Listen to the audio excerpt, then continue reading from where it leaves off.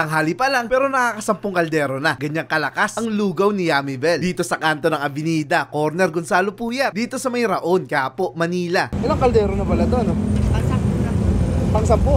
Tindi, grabe, pang-sampu. Akala mo nga kagigising lang ni Ate Sara. Pero kanina pa siyang alas 5 ng umaga nagtitinda. Walang tigil kasi ang tao rito sa kanila. Pati si iShow Speed, ano na, kumakain na.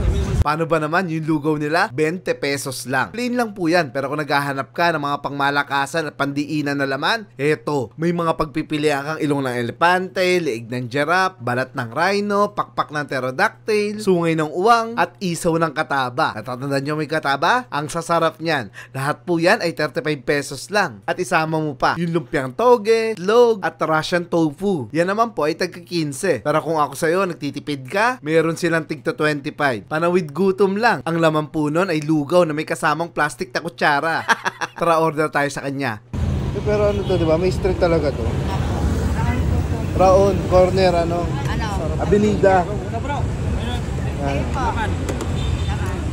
Sa may Raon, corner, Avenida, makikita nyo na. Yung lugawan ni Yummy Bell. Ikaw si Ate Bell?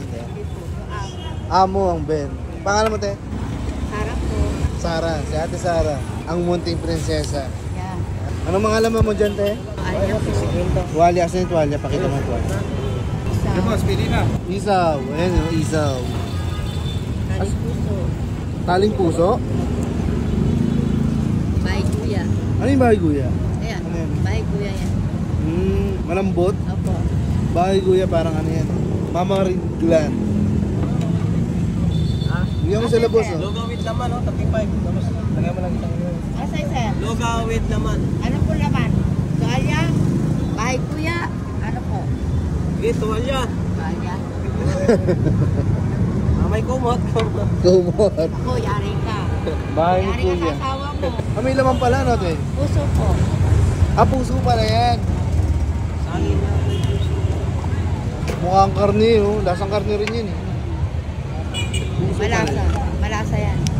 Kaya nga, yan talaga mga sahog ng gulay. Ayan, te, magkano? 35? Yun, murang-mura, dami ng laman. Saka yung lugo ni ate, mainit. Kasi may kalamyan sa ilalim. Ako, te, halo-halo. Bahay guya, bituka, yan, bituka, oh. Isaw, tuwalya, taling puso, bahay guya, bahay ni kuya. Iba na pala yun. Ano yun? TBB na yun. Ito. Talikhaga. Tinatawag na talikhaga. Kalisada? Hindi, talikhaga. Talinghaga? Sarap daw yan.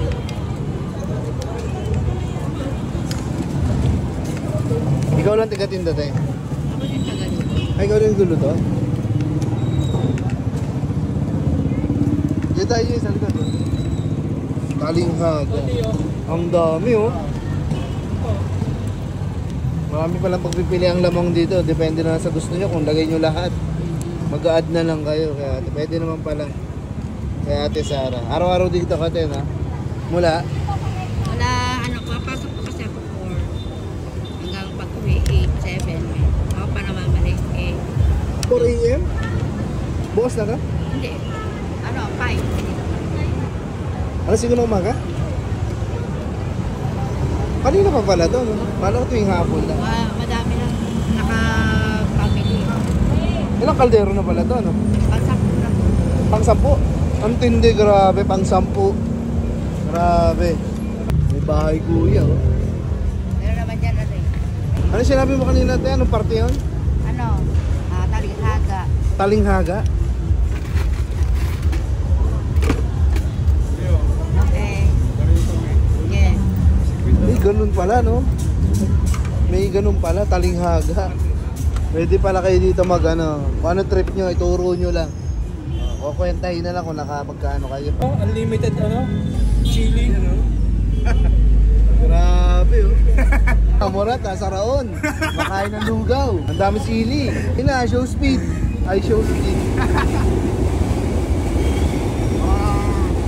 Dati patatas lang si Ate Sara. Ngayon, ano na eh.